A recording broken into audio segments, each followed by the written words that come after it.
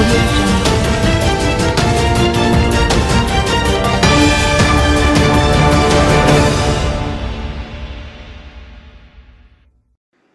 25-year-old charged for murder of man found tied up, shot on Hannah Street, Kingston. A 25-year-old man has been charged in relation to the death of another who was found with his hands and feet bound with multiple gunshot wounds on Hannah Street in Kingston. Charged with murder, possession of prohibited weapon, unauthorized possession of ammunition, making use of a firearm to commit a felony, and conspiracy to murder is Donovan McFarlane, otherwise called Diamond, of Upper Oxford Street in Kingston. Randy Wilson, 33, a plumber of Jones Bin, St. Catherine, was found dead on Saturday, March 16. The police report that about 9:05 a.m., residents stumbled upon a body and summoned them.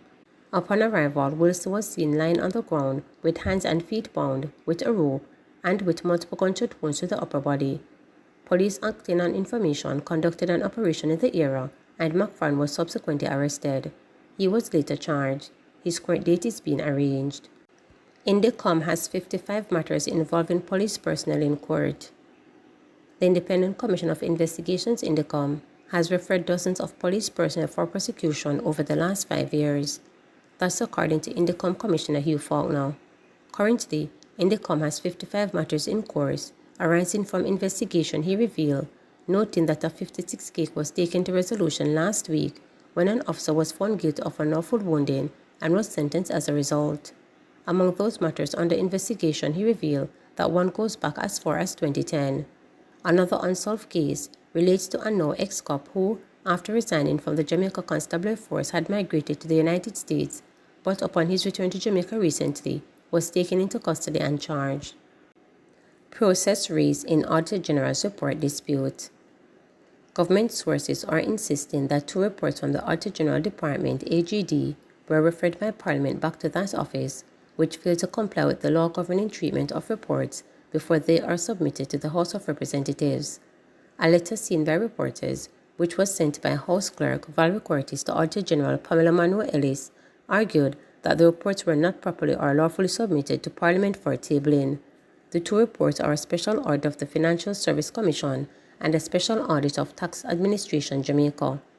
Please be advised that the aforementioned reports are being returned to you in accordance with the ruling of the Speaker of the House of Representatives that all reports from the Auditor General's Department, which are an audit of the public body, will be tabled in accordance with Section 30 of the Financial Administration and Audit Act and/or 13A of the Public Administration and Audit Act and the procedures outlined therein, said the letter from Curtis to Manuel Ellis.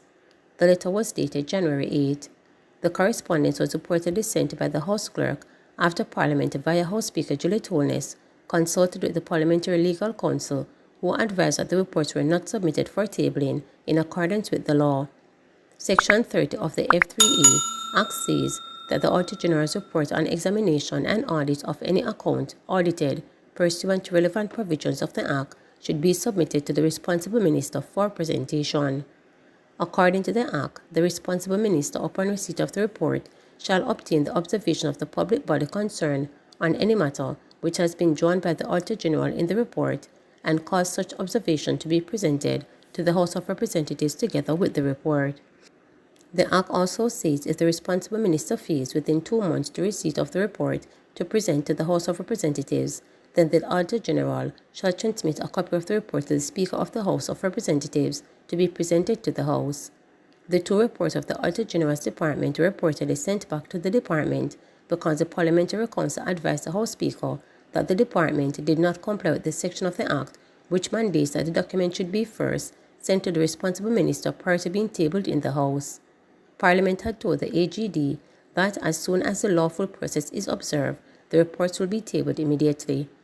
On Friday, the opposition People's National Party reiterated its call for the immediate tabling of the reports for all investigative bodies upon submission to Parliament. The party pointed to the Integrity Commission's annual report sent to Parliament in 2023 disclosing ongoing investigation involving 6 parliamentarians for illicit enrichment. Subsequently, the Speaker of the House ruled that certain Integrity Commission reports must undergo review by Parliament's Integrity Commission Oversight Committee before being tabled. This decision was purportedly based on a legal opinion from the Attorney General, which remains unshared with the public despite repeated requests from the opposition, the PNP stated. It said that the Speaker's ruling has missed the prompt tabling of the Auditor General's performance audit report sent to Parliament in January. The Speaker's deviation from the established protocol hinders the timely dissemination of crucial information vital for a transparent governance, the PNP said, adding that it has strongly opposed this approach and maintains that the conduct of the Speaker with respect to the timely tabling of reports and her departure for established practices is inconsistent with good governance. Gayle Division councillor in St. Mary concerned about closure of PC Bank. People's National Party council for the Gayle Division in St. Mary, Giovanni Byfield, says he is deeply troubled by the recent developments to shut down the Gayle PC Bank. Byfield says the long-standing financial institution has served the agricultural community of Gayle for over a century. He says that the closure of the PC Bank will have a devastating impact on farmers across the division. Farmers have relied on this PC Bank for generations to provide essential financial services including loans, saving accounts, and investment opportunities tailored to the unique needs of the agricultural industry, Byfield said in a statement on Sunday. Without access to these critical financial services, farmers will face significant challenges in managing their operations, securing funding for essential purchases such as equipment and seeds, and planning for the future of their businesses. The closure of the bank will disrupt the financial stability of many farming families and threaten the livelihoods of countless individuals who depend on agriculture for their income, he added. Byfield is calling for the relevant authorities to explore all possible avenues to prevent the closure of the bank or to mitigate the negative impact on farmers in the area.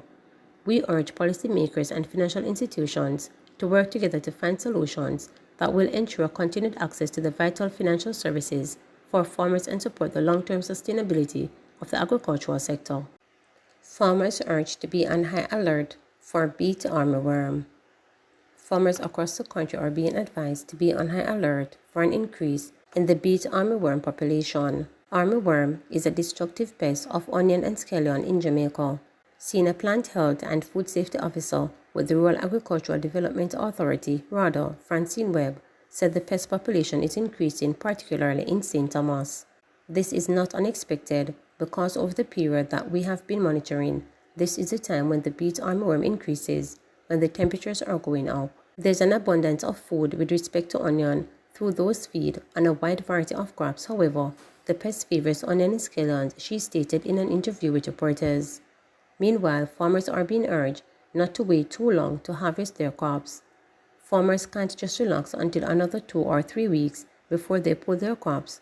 With the increase in the worm's food supply, then farmers will see an increase in the population of the pest as well, she noted. Webb explained that because of heavy rains late last year, several fields were planted and they sustained some food damage. What this has done is that several fields have to resupply. This pushed back the expected harvesting time. Currently, some fields are a little behind, waiting for another 2 or 3 weeks to harvest. But at the same time, it is the period of February to March that you see an increase in the beet armyworm population, she stated. Farmers can reach out to the RADA office in their parish for resources and support to manage the increase in beet armyworm. Please remember to subscribe, like, share, and click the notification bell for daily updates.